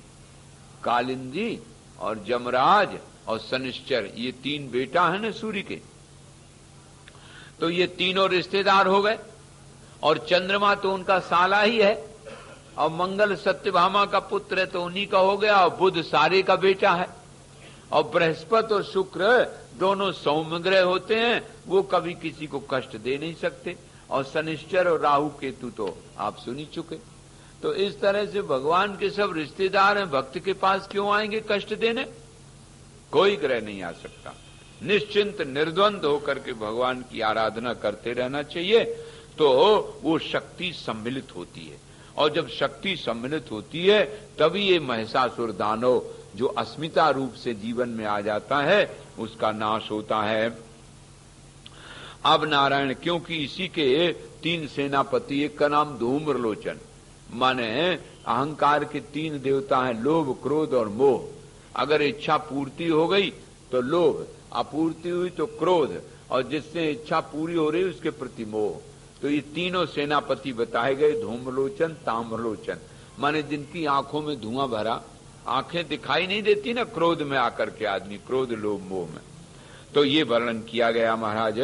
तो भगवती ने कृपा करके उसका संहार किया। अब इसी प्रकार से महाराज शुम्भ निशुम्भश्च शुम्भश्च कृत्वा युद्धम महोत्कटम देव्याश्च वशगौ जातो निहितो चेतया सुरौ। अब ऐसे ही शुम्भ और निशुम्भ, ये दो विशाल दैत्य पैदा हो गए महाराज। उनसे देवता लोग जब घबरा गए तो भगवती ने उन शुम्भ निशुम्भ और चंड मुंड इन चारों को मारा, और मार करके देवताओं को प्रसन्न किया। ऐसे ही एक बार नारायण एक बड़ा हलाल नाम के दैत्य हो गए, जिन्होंने महाराज संपूर्ण विश्व में बड़ा हाहाकार मचा दिया। तो भगवती ने देवताओं को आश्वासन दे करके और भ्रमर रूप पैदा कर दिए। इतने भौरा और भौरी पैदा हुई, चारों तरफ अंधकार अंधकार छा गया, सब दैत्यों को मार भगा दिया। सो भगवती का नाम भ्रामरी हुआ। सो ऐसे हैं, कभी तो वो नारायण महेश मर्दनी, कभी शुम्भ निशुम्भ को मारने वाली है, और ऐसे रक्त बीज को मारने वाली काली देवी। क्योंकि रक्त बीज का ये नियम था कि जो उसकी बूंद धरती में गिरती थी तो नया तैयार हो जाता, जो बूंद गिरे सो फिर नया, जो बूंद गिरे फिर नया। तो इस तरह से वो मरे ना। तब महाकाली से कहा कि तुम ऐसा मुंह फैलाओ कि जो इसके खून आवे ना वो सब तुम पीती जाओ, तो कुछ बचेगा नहीं, खून तो अपने आप मर जाए। इसलिए महाकाली भगवती ने मुंह फैलाया और उसमें वो सब रक्त पीती गई, और अंत में वो समाप्त हो गया। रक्त बीज माने विषयाभिलाष। तो काम क्रोध लोभ मोह शुम्भ निशुम्भ चंडमुंड है, और विषयों की जो अभिलाषा है ना, अब तृप्ति होगी, अब तृप्ति होगी, अब तृप्ति होगी, इसी का नाम रक्त बीज है। और नारायण वो मधु कैटव आप सुनी चुके, राग द्वेष महिषासुर अस्मिता। तो ऐसे राग द्वेष अस्मिता अभिनिवेश अविद्या के काम क्रोध लोभ मोह, ये चार शुम्भ निशुम्भ और चंडमुंड, ये सब समाप्त करके भगवती अपने भक्त को सुख देती है। ये मेधा ऋषि ने कथा सुनाई इन्हीं सावरण मनु को। तो आगे करके उनकी आराधना बताई, और आराधना करके ये महाराज पुनः सावरण मनु हुए, जिनका वर्णन दुर्गा सप्तशती में आया है। अचिंत्या व्यक्त रूपाय विचित्रम मोक्षद एकम यद यद चरित्रम श्रीदेव्यास्त सर्वम लोकहितवे निर्व्याजया करुणया पुत्रे मातुर्यथा तथा पूर्वम दैत्यो महानासी दारुणाख्यो महाबला पाताली दैत्य संस्थाने देवद्वेषी महाखला। ओ नारायण कहते हैं कि नारद जी, ये जो जगन माता है, जैसे कोई बच्चा गली में पड़ा है सड़क पर, साफ स्वच्छ कपड़ा पहने है और नारायण आंखों में काजल लगा मुस्कुराता हुआ है, तो जो सड़क पर निकलेगा कोई झट उठा लेगा। हंसते खेलते हुए बालक को तो गोदी में लेने के लिए सबकी बाहें आगे बढ़ जाती हैं। और भक्त जो बेचारे मलिन हैं और थूक खखार सना भरा शरीर है मलमूत्र से, कपड़े भी बड़े गंदे हैं और साधन भी नहीं है, रोना भी नहीं जानता, हाथ भी उठाना नहीं जानता, उस भक्त के लिए। अरे भाई, आपने देखा गाय के बच्चा जब होता है अपनी जीभ से चाट चाट के साफ कर देती, इसलिए उसका नाम बत्सला है। बत्सम लाती थी बत्सला, अपने बछड़े को अपनी जीभ से चाट के स्वच्छ कर लेती। ये नहीं कि सनलाइट पहले लाओ धो इसको तब फिर हमारे पास लाओ। अब आजकल की तो बात हम नहीं कह सकते, आजकल तो माताएं बड़े बड़े शहरों में तो अपने बच्चों को तो कभी पालती नहीं, वो तो धाई पालती है, अपने तो दूर रहती। हाँ, कुत्ते के बच्चे को तो कभी कभी जरूर गोदी में, हाँ उसको तो ले गई। हमने देखा, हाँ महाराज, कुत्ता को चाटेंगी चूमेंगी बड़े भाव से, और अपना बच्चा कभी नहीं लेती, वो तो धाई रखती। लेकिन ये माँ का स्वभाव है। माँ उस गंदे सने भड़े और नारायण मलिन वस्त्र वाले जो अनाचारी दुराचारी हैं, उनको भी माँ बड़े प्यार से हृदय से लगा लेती। करुणा पूरित नयना सदार्थ चित्ता, चित्ते कृपा समर निष्ठुरता च दृष्टा। तो माँ है ना। एक भक्त ने कहा कि माँ ये बताइए, हम तो ना हाथ ऊपर उठा सकते हैं, न रो सकते हैं, न हम आपके पास आ सकते हैं, और न हम ऐसे ही हैं कि जो कुछ स्तुति कर सकें, तब क्या करें? ऐसी स्थिति में क्या होना चाहिए? आप हमें क्या नहीं लेंगी? हमें विश्वास है, क्योंकि आप माँ है ना। तो आप माँ हैं, इसलिए आपसे रहा नहीं जाएगा।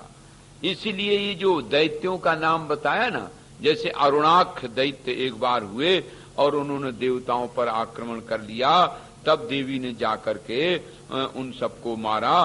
तो मारने का अर्थ यही है कि वो उनको बदल देना से आदर्श ने, अर्थात उनके शरीर को, जिस शरीर से अत्याचार दुराचार करते हैं ना, उसी शरीर से वो उनको नष्ट कर देती हैं। तब उनकी फिर स्तुति होती है। दुर्गे सर्वादि रहिते दुष्ट संरोधन आर्गले निर्गल प्रेम गम्मे भर्गे देवी नमोस्तुते। नमः श्री कालिके मातर नमो नील सरस्वती। उग्रतारे महोग्रेते नित्यमेव नमो नमः। नमः पीतांबरे देवी तमस्त्रिपुर सुंदरी। नमो भैरव मातंगी धूमावती नमो नमः। हे भगवती के नाम ले लेकर के देवता लोग उनकी स्तुति करते हैं। नमो देवी महाविद्ये सृष्टि स्थित्यंत कारिणी। नमः कमल पत्राक्षी सर्वाधारे नमोस्तुते। संपूर्ण विश्व का आप आधार हैं, इस प्रकार से उनकी स्तुति की जाती है। यही भगवती जब दैत्यों को नारायण मारती हैं दांतों से, तो उनके दांत लाल हो जाते हैं, तो रक्त दंतिका कहलाती हैं। और भ्रमरों से, जैसे अभी आपने सुना, मारती हैं तो भ्रामरी नाम हो जाता है। और जब देवता लोगों को भोजन नहीं मिलता तो शाक प्रकट कर देती हैं, तो शाक प्रकट करने से उनका नाम हुआ शाकंभरी। जो शाक से देवताओं का भरण पोषण करे, वो आपके ये नाम है। नमस्ते विजये गंगे शारदे विकचानने। अभी आपका गंगा का नाम, वसुंधरा का, सुरभि का ये नाम सुने, उन सब के नाम लेते हैं। चंड मुंड का मारने वाली प्राण रूपे महारूपे भूत रूपे नमोस्तुते। विश्वमूर्ते दयामूर्ते धर्ममूर्ते नमो नमः। आपको बार बार नमस्कार है। ऐसे नारायण देवताओं ने उनकी स्तुति की। अब तो वाच जगदम्बा सा मत कुकिल भाषिणी प्रसन्ना हम सदा देवा वरदेश शिखामणि। देवी ने कहा कि आप लोग क्या चाहते हैं सो हमें बताओ। अब सब देवताओं दैत्यों का तो नाश हो चुका है। और भगवती ने कहा कि देखो, जब कभी भी ऐसे संकट आते हैं, ऐसे अवसर आते हैं, तो आज की बात नहीं, कभी कभी तुम स्मरण करोगे तो तुम्हारे दुख दूर हो जाएंगे। इत्थम यदा यदा बाधा दानवोत्था भविष्यति तदा तदावतीर्याहम करिष्यामि संक्षयम। तब तब हम आए करके अरिसंक्षयम करिष्यामि, शत्रुओं का नाश करेंगे। शत्रु माने होता है शातनाथ शत्रु भवती। जैसे एक बढ़ई लोग बरमी रखते हैं, उसको रस्सी में लपेट कैसे से खींचते हैं ना, तो छेद करती चली जाती। तो जिसका चिंतन करने से दिल दिमाग में छेद होता जाए उसे शत्रु कहते हैं। तो ऐसे ही जब द्वेष जीवन में किसी के प्रति आ जाता है तो छेद होता जाता है। अर्थात तो हमारे भक्तों के हृदय में न तो राग होता है संसार के प्रति, न द्वेष होता है, न शुम निशुम काम क्रोध आदि और न अहंकार होता है। हम इन सब का नारायण नाश कर देती हैं। भगवती की आराधना पराविद्या की आराधना है, भक्ति की आराधना है, मुक्ति की आराधना है। इसलिए और सबने तो आपने सुना कि कोई भक्ति दे तो भुक्ति न दे, भुक्ति दे तो मुक्ति न दे। लेकिन भगवती कहती हैं कि क्या बताएं, मेरी एक मजबूरी है। एक भक्त ने पूछा कि मां, जब आप जानती हैं कि अच्छे अच्छे सुंदर सुंदर देखने में लुभावने खिलौना जब बच्चे को दे दिए जाएंगे तो खिलौनों में उलझ ही जाएगा, ये तो तुम जानती हो, फिर वो तुम्हारी तरफ तो बढ़ेगा नहीं। भक्ति मुक्ति क्यों चाहेगा तो तुम खिलौना क्यों फेंक देती हो? तो मां ने एक बड़ा सुंदर उत्तर दिया। मां ने कहा कि बेटा, यही मेरी मजबूरी है कि मैं मां हूं। माता का हृदय इतना ममता का भरा होता है कि जब बालक कोई जिद करने लगता है ना, हम जानती हैं कि खिलौनों में उलझ जाएगा और यह अधर्म परायण हो जाएगा, हमसे दूर हो जाएगा। तो ये हमारे बच्चे ही हैं सब दैत्य। ये जब खिलौने मांगने लगते हैं, हमें रूप दो, ऐश्वर्य दो, राज दो, अमरत्व दे दो, तो मैं मां होने के नाते उनको मना नहीं कर पाती, क्योंकि बालक की जिद को पूरी करने के लिए मां बेचारी मजबूर हो जाती। माता का हृदय है ना, कुपुत्रो जायेत क्वचिदपि कुमाता न भवती। कुपुत्र चाहे जैसा कुपुत्र हो जाए, माता तो माता ही होती। माता का हृदय करुणा से भरा होता है। एक आख्यान आता है कि एक बार एक विद्यार्थी पढ़ता था, छात्रावास में रहता था, और बेचारी पिता थे नहीं, मां थी। वो बेचारी दूसरों की चकिया पीस के गांव में और आटा तैयार करे और उसी से वो उस पैसे उसको भेजा करती थी। लेकिन वो बालक महाराज ये समझे नहीं कि माँ कितनी तपस्या से, कितनी कठिनाई से पैदा करके हमको भेज रही। वो तो अपने पढ़े थोड़ा बहुत और कढ़े ज्यादा, और अंत में वेश्यागामी हो गया। तो एक दिन वेश्या ने पूछा कि तुम सबसे ज्यादा किसको चाहते हो? तो जो सच्ची बात होती है ना, वो नारायण मुंह से निकली जाती। तो उसके मुंह से निकल गया मां को। तो जब ये मुंह से निकल गया मां को सबसे ज्यादा चाहते, तो उसने कहा बस, जब तुम मां को सबसे ज्यादा चाहते तो हमसे क्या लेना देना, अब तुम मां के पास जाओ।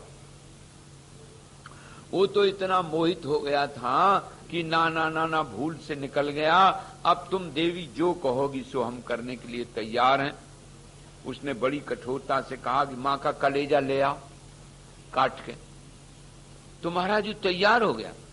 उसने सोचा मां तो वृद्ध ही है, कुछ दिन बाद उससे चली जाएगी, और ये कहीं नाराज हो गई तो हमारा जीवन ही बर्बाद हो जाएगा। अब वहां से चल दिया। दृग बाम के मार निहार भली विधि, ओ मन सा मृग मार शिकार चला। मन में सोच रहा था कि कैसे दांव लगेगा, कैसे मारेंगे, क्या करेंगे।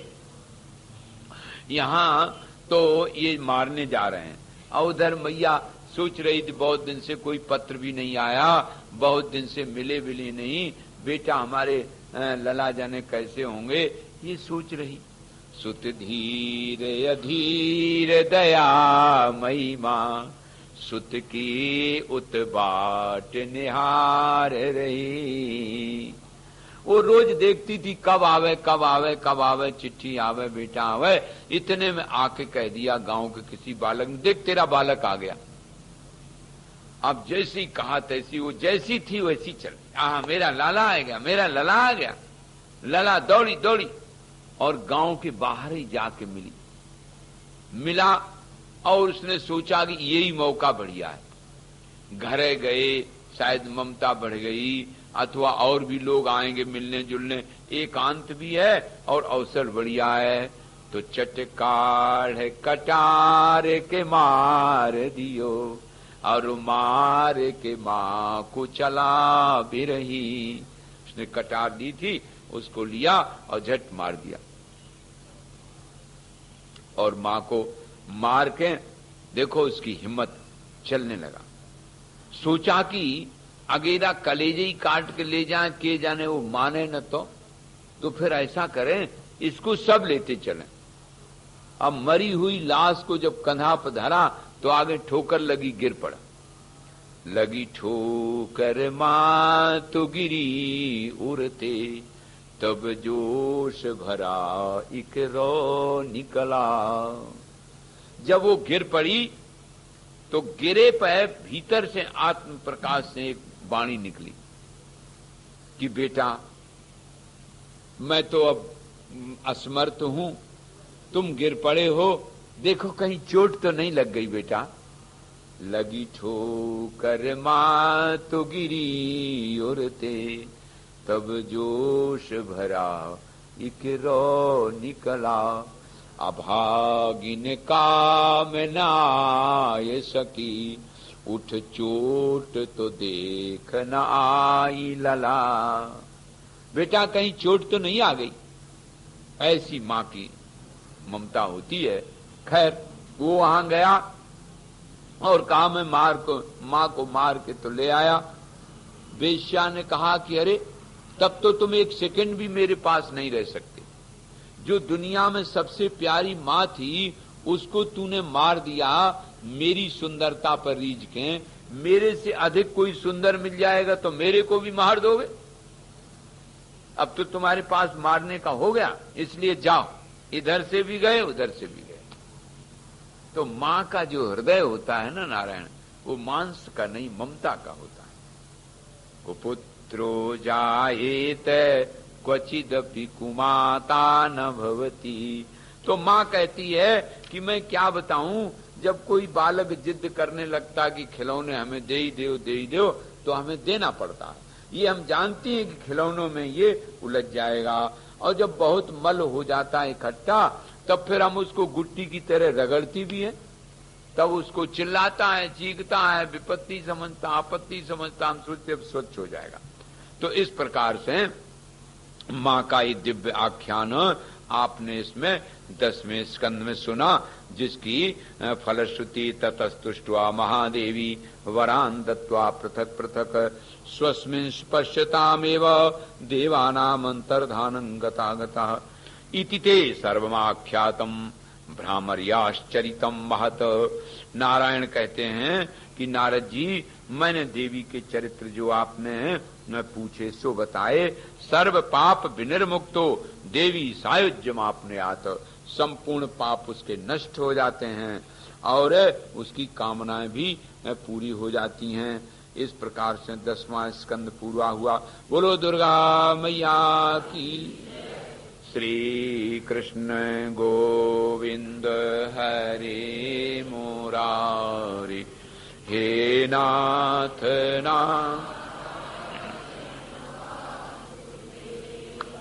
हे नाथ नारायण वासुदेव।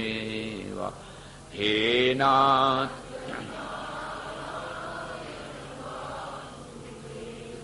हे दुख हारी शरण तिहारी, हे दुख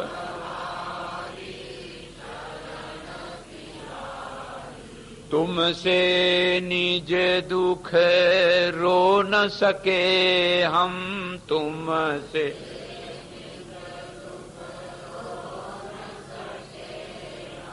देव तुम्हारे प्रेमामृत में, देव तुम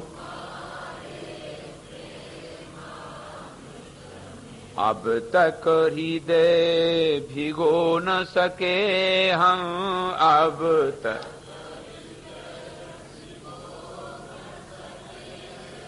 तीरथ गए किया जप तप भी तीरथ,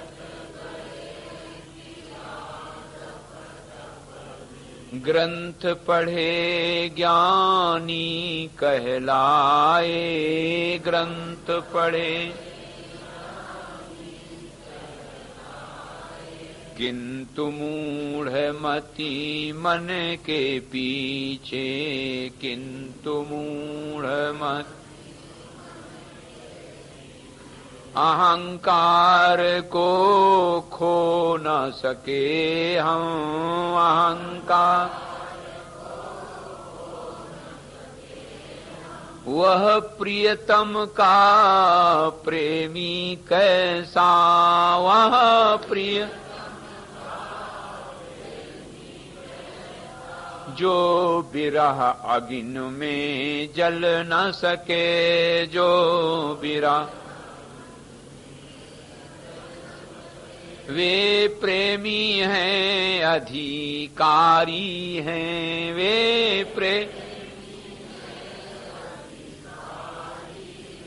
वे सच्चे धीरज धारी हैं, वे सच्चे चाहे जितना दुख आए, चाहे तन जाए पर प्रण टल न सके, तन जाए यह प्रेम पंथ ऐसा ही है, यह इसमें सब कोई चल न सके, इसमें सब। बोलो दुर्गा मैया की। अब नारद जी के पूछने से नारायण ने समयाचार बताया, जिसका नाम सदाचार है। शाक्त लोगों में ये बहुत प्रसिद्ध है, अर्थात जिसको बोलते दिनचर्या। मेरे जीवन में कैसी दिनचर्या होना चाहिए उसका वर्णन करते हैं। और ये एक यही नहीं है कि एक व्यक्ति विशेष के लिए हो, ये सब के लिए है।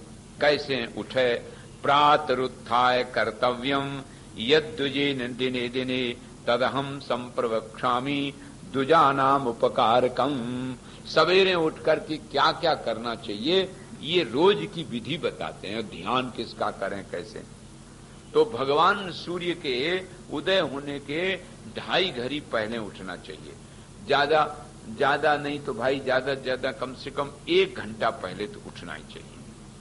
तो सूर्य भगवान उदय हो जाएं और आप सोए रहो, ये तो नहीं ठीक। इसलिए जब निद्रा खुले तो वहीं थोड़ी देर बैठो और बैठ के थोड़ा ध्यान करना चाहिए। थोड़ी देर अपने चारपाई पे, सैया पे, तखत पे जहां बैठे हो थोड़ा ध्यान करें। आप जिसके उपासक हैं, अपने अपने जो राम के हैं, जो कृष्ण के हैं, शिव के हैं, दुर्गा के हैं, हनुमान के हैं, जिसके जो गुरु जी ने जो इष्ट मंत्र बताया उनका नेत्र बंद करके अपने हृदय में थोड़ा ध्यान करना चाहिए। और फिर ओंठ ना खुलें, उनके नाम का स्मरण करना चाहिए।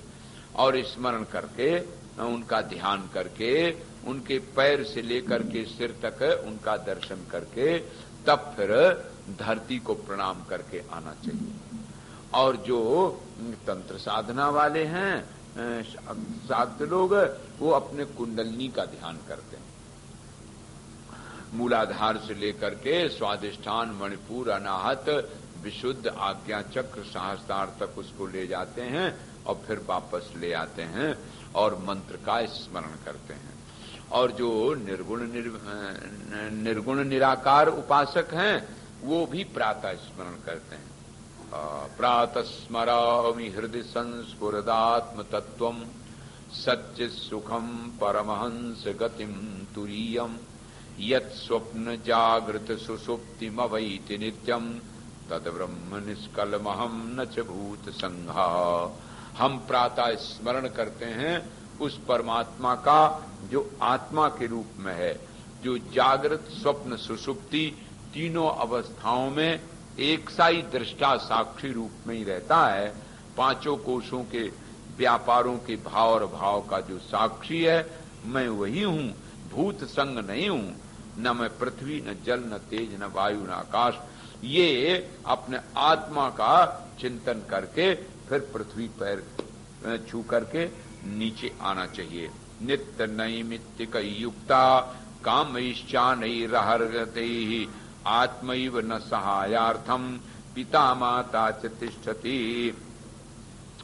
देखो, आत्मा का सहायक नारायण परलोक में पिता, माता, पुत्र, स्त्री, जाति ये सब कुछ नहीं है। इसलिए आत्मस्थ होना चाहिए जीवन में। ये खूब ध्यान दो, ये बार बार चिंतन करो कि ये जो अभी मैं सोया हुआ था और सोते हुए जो कुछ मैंने देखा वो है नहीं, लेकिन आत्मा में ही सब दिखता रहा। इसका मतलब जैसे स्वप्न में तमाम जगत दिख रहा है और सत्य मालूम पड़ता है, ऐसे जागृत अवस्था में आत्मा में ही सारा जगत दिखाई प्रतीत हो रहा है, बिना हुए भास रहा है। ऐसे आत्मा का चिंतन करना चाहिए, क्योंकि वही चिंतन अपना सहायक है। श्रुतियों और स्मृतियों में सबसे पहले ये इस आत्मचिंतन के लिए उपाय बताया गया। क्या बोले? आचार प्रथमो धर्म। पहला, सबसे पहला जो धर्म है वो आचार है। आचार प्रथमो धर्म श्रुत्युक्त स्मार्तैव च तस्मादस्मिन् समायुक्तो नित्यम स्यादात्मनो दुजहा। इसलिए भाई मनुष्य मात्र को चाहिए कि आचार का जरूर ज्ञान करे, और वही आचार है आचरण। मैं नारायण ऐसे मन में विचार करके और धरती को प्रणाम करके आना चाहिए, क्योंकि जिस वसुंधरा पर हम नारायण पैर रखेंगे वो मेरी माँ है। भगवान ने स्वयं बड़ा रूप धारण करके अपनी दाढ़ों पे लेकर के आए थे। ऐसा ध्यान करके पृथ्वी को नमस्कार करके तब जमीन पर आवे, और फिर दंत धावन पूर्वकम दातून इत्यादि को बड़े विस्तार से इसमें दिनचर्या लिखी हुई है। अब आजकल तो महाराज जो पेस्ट हो गया है ना, तो नीम की दातून की, बमूल की दातून, हम तो अभी भाई दातून नहीं करते। उसमें पेस्ट विद ब्रश है, उसमें ब्रश भी है, पेस्ट भी है, तो वो करना चाहिए। नीम की सर्वरोग हरो निम्बाहा, संपूर्ण रोगों को विनाश करने वाला नीम होता है, तो उसकी दातून करे। और फिर दातून करने के पश्चात नारायण विधिवत सब नित्य कर्म शौचादि करके स्नान करे। स्नान की भी विधि है कि ऐसे नहीं कि कई लोग सिर धोते नहीं, ये केवल माताओं के लिए छूट है कि माताओं को तो केवल क्योंकि मातृ शक्ति हमेशा पवित्र होती है और उनको ये बताया गया है, इसीलिए उनकी जो अशुद्धि है ना, वो अशुद्धि के दिनों में निकल जाती है, वो पवित्र आत्मा होती हैं। इसलिए उनको तो सिर में नहीं, और नहीं तो कई लोगों ने देखा जहां देश और काल की अवस्था है वहां स्नान जरूर करना चाहिए। अब जाड़े जब ज्यादा आ गए, अब आपके यहाँ तो खैर जाड़ा होता ही नहीं है, जिधर ज्यादा जाड़ा शीतल होता है ना उधर लोग नहीं स्नान करते हैं। अरे वही पानी गर्म कर लो, लेकिन नहाना जरूर चाहिए। और वो आचार दो प्रकार का होता है, एक तो लौकिक आचार और एक शास्त्रीय आचार। उभावपि प्रकर्तव्या न त्याज्यो शुभमिच्छता। न त्याज्यो, लोग का भी एक आचार है, वो भी जो अपने प्रांत में अपने देश में चलता है उसका भी ग्रहण करना चाहिए और शास्त्र का भी करना चाहिए। इसलिए शास्त्र और लौकिक दोनों आचार माननीय हैं। ग्राम धर्मा, जाति धर्मा, देश धर्मा, क्रोधभवा, परिग्राह्या नृभि सर्वे नैवतान लंघयेन मुने। और फिर कुछ ऐसे होते हैं कि गांव में रहने से गांव धर्म है, और जाति धर्म भी होते हैं, देश धर्म भी है, अलग अलग संस्कृतियां होती हैं। उनको सबको तदनुसार ग्रहण करना चाहिए, क्योंकि जो जीवन में इन आचार को ग्रहण करता है उनके जीवन में फिर कभी दुख नहीं आता है। इसमें बड़े ढंग से बताया गया कि इस प्रकार से उठो और फिर स्नान और फिर तर्पण, श्राद्ध, संध्या की विधि, भस्म धारण, रुद्राक्ष धारण। रुद्राक्ष कितने प्रकार का होता है, उसका क्या फल है, अलग अलग का एक बड़े विस्तार से ये 11वें स्कंद में आपको मिलेगा। इसमें ये बात सुनाई। फिर 12वें स्कंद में गायत्री जी की महिमा बताई गई है। नारायण गायत्री वास्तव में ये जो देवी भागवत है, ये महापुराण के जो लक्षण हैं वो इसमें इसी से घटते हैं। गायत्रीम समधिकृत्य वर्णते धर्म विस्तरा वृत्रासुर बधोपेतम तद भागवत मिष्यते। भागवत की परिभाषा है कि जिसमें गायत्री की व्याख्या हो, धर्म का विस्तार से वर्णन हो और मानवता मनुष्य मात्र का परम कल्याण करने के लिए कौन सा धर्म ये बताया जाए, और वृत्रासुर माने अविद्या का आवरण दूर होए, उसका नाम भागवत है। तो इस 12वें स्कंद में आपको गायत्री की व्याख्या मिलेगी। और फिर गायत्री का सहस्त्र स्तोत्र भी इसमें पाया गया है। ऐसे ये आपको कल प्रसंग मिलेगा, और कल ये जो कथा है वो ठीक 5:30 बजे पूरी हो जाएगी। आप लोग नारायण कल तक आपने जो अभी कथा सुनी, बड़े श्रद्धा से, बड़े प्रेम से, ऐसे सुनने वाले सब जगह शांति पूर्वक नहीं मिलते हैं। मुरारी हे नाथ नाथ श्री कृष्ण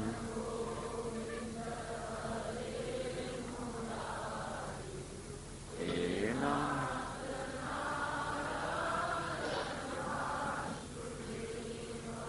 श्री कृष्ण गोविंद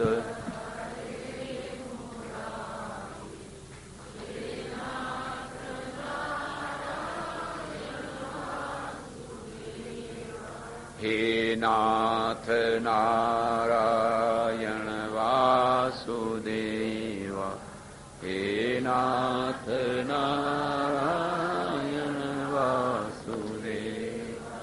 श्री कृष्ण गोविंद